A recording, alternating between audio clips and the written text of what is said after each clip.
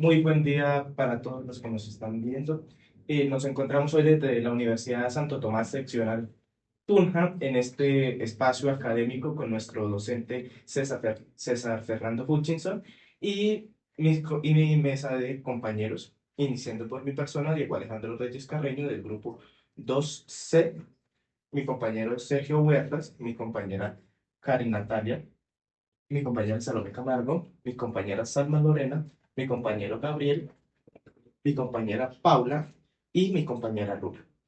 El día de hoy nos encontramos para hacer el análisis reflexivo de la ética a Nicómaco, especialmente del libro 1 al libro 5. Bueno, inicialmente vamos a hablar del libro uno, en el cual Aristóteles inicia haciéndose una pregunta que es el fin último de la vida humana.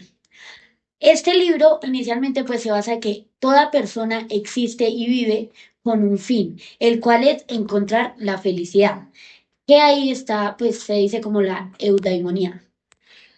Bueno, Aristóteles dice que esta no puede depender de nada, sino que debe ser completamente libre a cosas externas, porque no puede depender del placer, ya que este es propio de los animales, el honor de otras personas y así sucesivamente. También nos explica que para que una persona encuentre la felicidad, tiene que ser un ser virtuoso, pero esto se va construyendo día a día.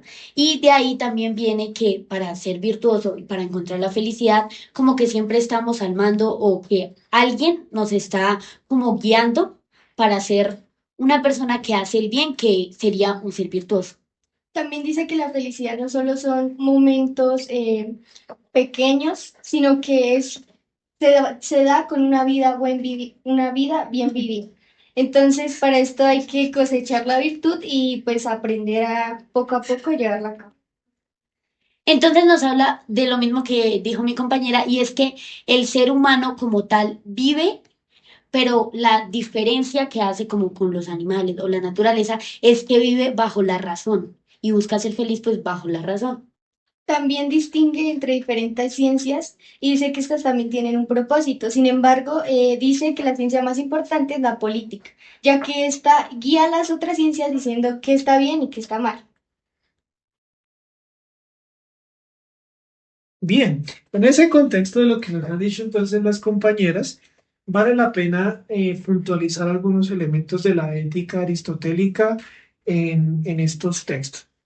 ¿Por qué Aristóteles va a plantear entonces la relación entre la ética y la política? Porque precisamente él va a plantear que la política es la ciencia de conducción y regulación de los actos humanos. Pero también tengan en cuenta ustedes que Aristóteles llega a esta conclusión después de haber propuesto una teoría de las almas o de las formas de vida.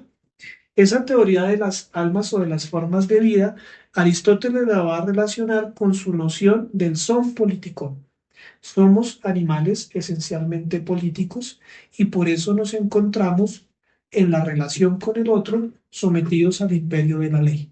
Por eso es que la política tiene la tarea entonces de conducir las acciones que se exteriorizan cuando yo estoy en relación con los otros.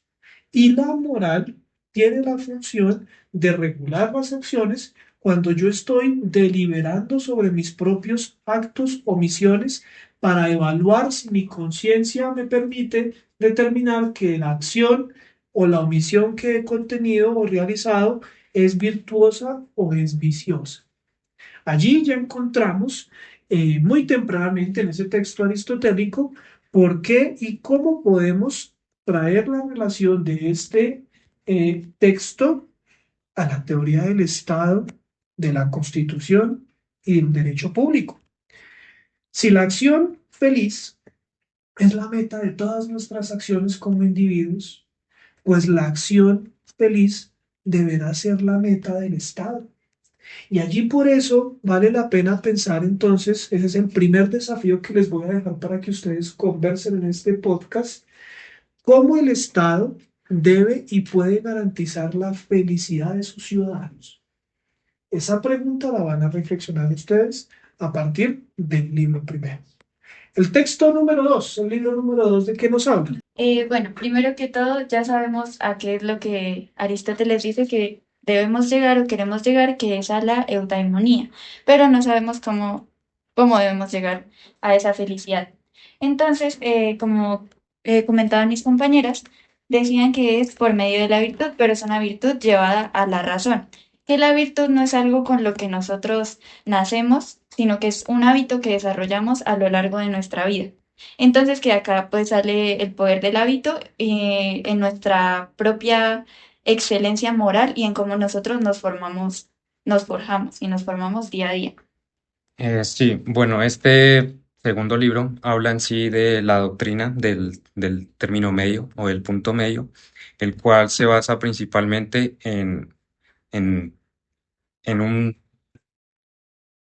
un punto que está entre dos vicios, dos extremos, que son el exceso y por otro lado está el defecto. Un ejemplo claro de este está la valentía, que está en el término de la cobardía. En sí, se trata de que una persona no tiene en sí la suficiente capacidad o fundamentos para poder realizar ciertas acciones o siente cierta temeridad. También está la templanza, que este se basa en que la persona, el individuo, siente demasiada confianza al momento de realizar ciertas acciones. Bien, relacionemos entonces algunos de estos contenidos en una especie de hilo conductor con lo que dijo el libro primero. Miren la lógica que tiene Aristóteles. El hombre actúa de manera racional, libre, autónoma. Esa acción tiene una finalidad porque actuamos en una lógica orientada a fines. Esa finalidad busca el bien mayor y busca la felicidad o la humanidad, tanto en lo individual como en lo colectivo. Por eso vinculamos la ética con la política. Luego Aristóteles dice, bueno, ¿cómo vamos entonces a clasificar las acciones? Pues las vamos a clasificar en acciones virtuosas o en acciones viciosas. Aquí tendríamos que preguntarnos entonces, y ese es el desafío, uno de los desafíos para ustedes, de si la ley que hace el legislador sirve como parámetro o bien para formar en la virtud o bien para eliminar, prohibir o prevenir el vicio. Esa sería una función de la polis y de los legisladores de una comunidad política. Allí también Aristóteles nos va a hablar de las virtudes, entendidas estas como el perfeccionamiento de las acciones que nosotros realizamos que se vuelven hábito. Eso en lo moral. Pero en lo político, Aristóteles nos va a plantear que la acción virtuosa es el cumplimiento del rol o de la función que tenemos en la pirámide social, la teoría del Ercole. ¿Qué dice Aristóteles allí? Que nos hacemos virtuosos cumpliendo el destino y el propósito que nos ha sido fijado en el orden social. Por tanto, allí tenemos que pensar si la Constitución Política del 91, por ejemplo, al consagrar derechos que deben ser interpretados y leídos como corresponsables deberes, permiten por vía de la imposición de los deberes ciudadanos, por ejemplo, pensar en la virtud pública. Para ese segundo desafío, ustedes deberán leer entonces el artículo 95 de la Constitución y van a desarrollar esos deberes que están allí planteados y obligaciones ciudadanas en relación con la noción de virtud y de acción racional. Bueno, entonces después de haber dejado el desafío del libro segundo, avancemos a lo que nos dice Aristóteles en sus principales categorías en el libro tercero. Cuéntenos. Bueno, el libro tercero en sí se nos viene a hablar de las acciones, de, sí, de las voluntades y de la responsabilidad que nos genera a cada uno ciertas acciones. Entonces Aristóteles inicia preguntándose que cómo sabemos si una acción es verdaderamente virtuosa. Entonces ya sabemos nosotros que la acción virtuosa parte de una elección racional. Él explica que hay diferentes tipos de acciones, que tenemos en sí dos: las acciones involuntarias y las acciones voluntarias. Las acciones involuntarias, él nos dice que son las cuyo origen parta del desconocimiento, la ignorancia o de una coacción externa. Entonces, ¿qué responsabilidad tienen estas acciones? Se nos dice que no hay responsabilidad, que este ente que hizo esta acción no la tiene, porque fue a partir de su ignorancia también de la fuerza ejercida por parte de otro. Y entonces aquí ingresa el siguiente tipo de acción, que es la acción voluntaria, que es la acción que es hecha a partir de un conocimiento previamente adquirido, obviamente, y por decisión propia. Entonces, este tipo de acciones sí generan una responsabilidad en el marco en el que se haya hecho. Aquí entonces ingresa el concepto de virtud, que la virtud es eh, elegir libremente. Para Aristóteles, la acción virtuosa es elegir libremente. Entonces, dice que la elección es el núcleo de la acción moral. O sea, yo elijo qué voy a hacer. Y no basta solo con como por decirlo en términos coloquiales, por un arranconazo que yo tuve, por un impulso, sino que hay que sentarse y analizarla y ver si sí se ejecuta o no. Entonces se nos dice que la responsabilidad moral parte de que si somos dueños de nuestros actos cuando estos nacen de nuestra voluntad y de que si por lo tanto somos responsables de nuestras virtudes y también de nuestros vicios. Entonces, el libro tercero que nos dice que el ser virtuoso depende de querer y decidir obrar bien, no de ninguna suerte, de ningún azar, no, solo de nuestra libre elección. Entonces, ahí podríamos ver que con esta libre selección, entonces, como un juez juzgaría, ¿no? Una acción de, por ejemplo, de algún mandatario, ya sea del orden nacional, del orden departamental, del orden nacional, sus acciones. Porque si En eso que tú nos has dicho, el desafío que me gustaría asignarles entonces para que piensen ahí el tema de la acción libre, de la acción voluntaria, consiste en relacionar esas categorías con los atributos de la persona. Entonces vamos a revisar el artículo 14 de la Constitución, donde establece que toda persona tiene derecho al reconocimiento de su personalidad jurídica. Y ustedes ya han hablado de los atributos de la persona. Quiero que relacionen el problema aristotélico de la acción libre o la acción coactiva o la acción ignorante con los atributos de la personalidad. Y ustedes van a explicar con cuál en particular se relacionaría y van a dar los consecuentes ejemplos en el terreno del derecho público. ¿Bien? ¿De qué nos habla el libro cuarto?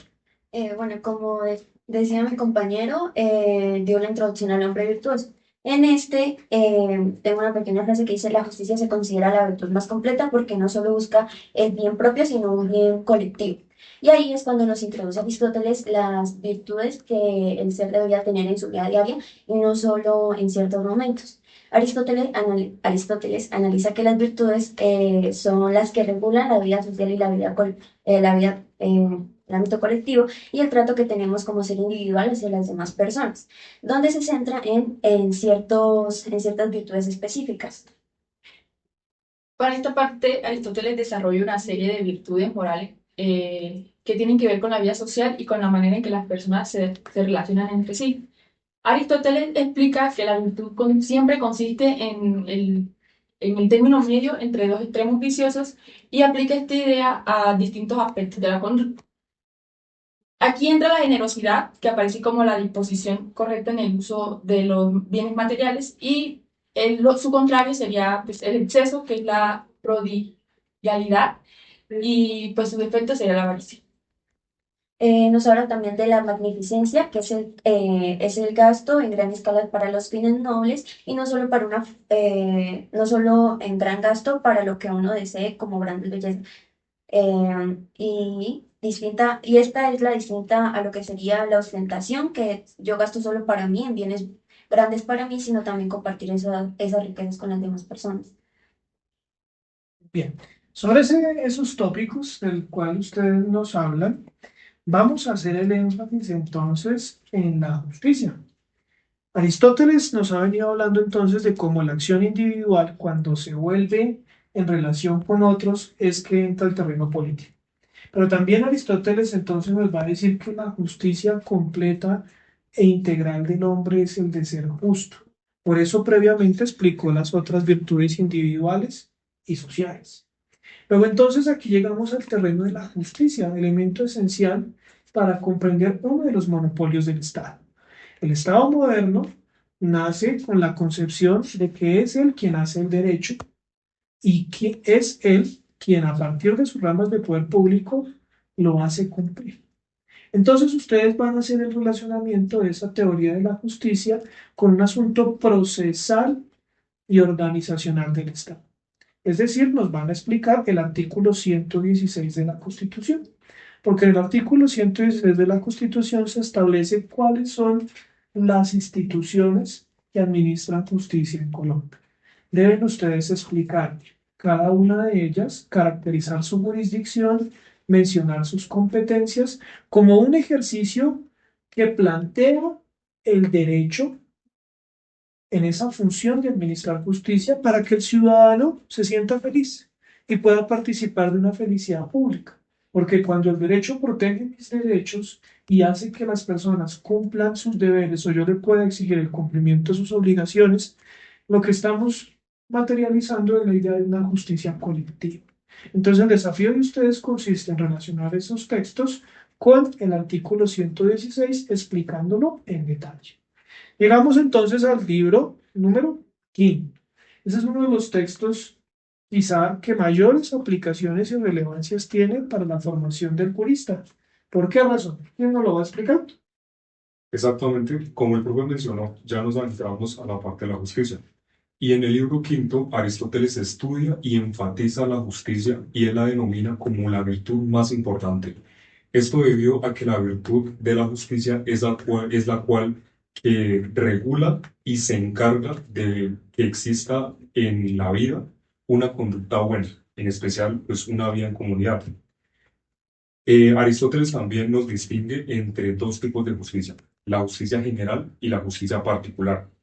Aristóteles nos dice que la justicia general se encarga de vivir conforme a lo que está escrito en las leyes, básicamente a cumplir las leyes. Nos habla de que la justicia particular se enfatiza en lo que una persona debe dar con las otras personas, pocas palabras con sus relaciones. Desde nos habla de la justicia particular. También cabe resaltar que la justicia particular se divide en dos clases, es decir, así. Se divide en una justicia distributiva. Esta se encarga de repartir los bienes y honores en la sociedad y también del mérito y una correctiva, pues como se viene diciendo, una correctiva vida en sociedad, una justa. También nos habla, busca establecer una justicia también cuando incurre un daño injusto. Nos habla de, en ese libro toca toda la parte de la justicia tanto personal con las demás personas, y básicamente habla de la justicia general, la justicia particular. Todo el tema que abarca la justicia, tanto personalmente como en una comunidad. Entonces, ese libro quinto, efectivamente, corresponde con la idea que tiene Aristóteles de explicar la justicia como virtud perfecta, pero también como máxima de acción de las comunidades políticas. Si la justicia es la máxima de acción de las comunidades políticas, podemos entender nosotros allí cómo con Aristóteles podríamos pensar una justificación distinta a las teorías clásicas del contrato. Esto es, a las de Hobbes, a las de Locke, a las de Rousseau. Pero también podríamos pensar con Aristóteles entonces cómo la ley maximiza o dificulta la administración de justicia. En ese sentido, Aristóteles, te faltó mencionar en ese texto, va a hacer una división entre lo justo natural y lo justo legal. Y eso es importante para las escuelas del derecho y para comprender la discusión que hay entre los naturalistas y los positivistas sobre cómo se determina lo justo en una comunidad política o en una sociedad. Allí también Aristóteles, vamos a conectar de una vez ese texto con una fuente del derecho que él propone, que es la equidad, porque tú sí nos hablaste de las leyes generales. Y Aristóteles entiende que hay ocasiones y casos en que la aplicación de una ley general a un caso particular me puede generar una injusticia. En ese escenario es que él va a proponer la epiquesis o la equidad como fuente del derecho. Y miren que estos elementos están condensados en el artículo 230 de nuestra Constitución. El artículo 230 de nuestra Constitución establece que los jueces en sus providencias solo están sometidos al imperio de la ley. Pero también a renglón seguido establece que la equidad, la jurisprudencia, los principios generales del derecho y la doctrina son criterios auxiliares de la actividad judicial. ¿Cuál es el desafío que ustedes tienen aquí como grupo, todos, que resolver en relación con ese libro quinto? Van a buscar, según el ordenamiento jurídico colombiano, cuándo un juez en la solución de un caso puede acudir a la equidad como fuente de derecho. Van a mostrar y a comentar el caso y van a desarrollar el caso explicando los criterios que la Corte Constitucional ha fijado para poder hacer aplicación de la equidad como fuente jurídica. Muy bien, les agradezco mucho. Esas son las tareas que tienen ustedes por realizar. Muchas gracias.